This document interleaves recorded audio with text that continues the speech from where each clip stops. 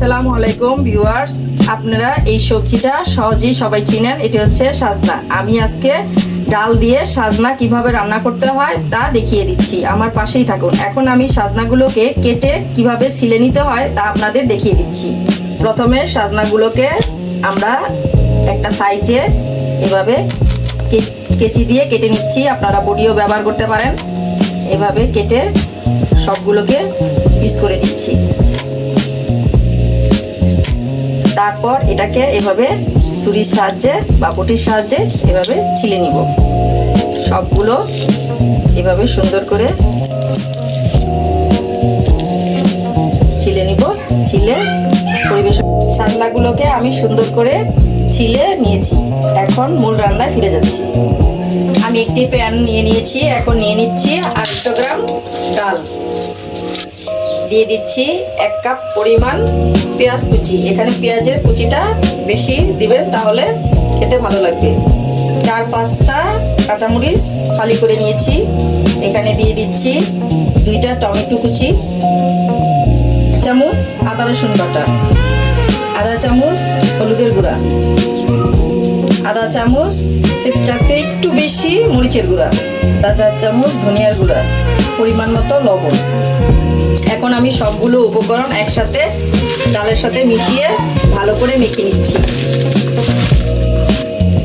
ভালো করে মিশিয়ে এখানে আমি পরিমাণ মতো পানি দিয়ে দিচ্ছি।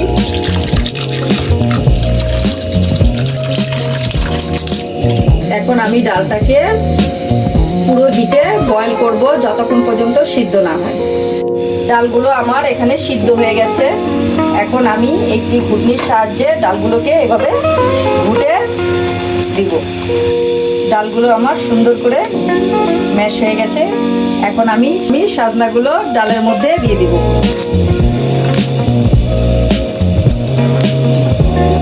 সুন্দর করে সাজনাগুলো আমি ডালের মধ্যে দিয়ে দিচ্ছি। সাজনা খাওয়া স্বাস্থ্যের জন্য ভালো। সাজনা অ্যান্টিবায়োটিকের কাজ করে, তাই আপনারা চেষ্টা করবেন এই সিজনে সাজনা রান্না করে খেতে। সাজনা অনেকভাবে রান্না করা যায়। ডালটা দিয়ে রান্না করলে বেশি স্বাদ হয়। সাজনা এবং ডাল আমার সম্পূর্ণ রেডি হয়ে গেছে। এখন আমি এটা বাগার দিব, তাই আমি এটা অন্য চুলায় নিয়ে দিচ্ছি আর বাগারের জন্য প্যান বসিয়ে দিচ্ছি। চুলায় প্যান বসিয়ে দিয়েছি। এখন দিয়ে দিব পরিমাণ মতো তেল। রসুনগুলো আমার লাল করে ভাজা হয়ে গেছে।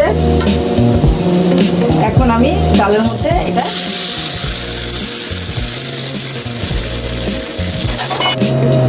দিয়ে হালকা নেড়ে চেড়ে লবণটা চেক করে নিয়েছি, পারফেক্ট হয়ে গেছে।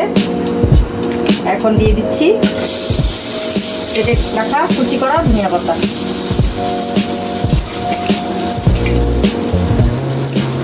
হালকা নেড়ে চেড়ে পরিবেশন করে ফিরে আসছি। তৈরি হয়ে গেল আমার ডাল দিয়ে সাজনে রান্না। এই রেসিপিটি যদি আমারটা পুরো ফলো করেন তাহলে অনেক সুস্বাদু হবে। আমার রেসিপিটি যদি ভালো লেগে থাকে তাহলে লাইক, কমেন্ট এবং শেয়ার করতে ভুলবেন না। আর আমার চ্যানেলটি অবশ্যই সাবস্ক্রাইব করবেন, যারা বেল আইকনটি বাজিয়ে রাখবেন। আর যারা সাবস্ক্রাইব করেছেন, বেল আইকনটি বাজিয়ে রেখেছেন, তাদের অসংখ্য ধন্যবাদ।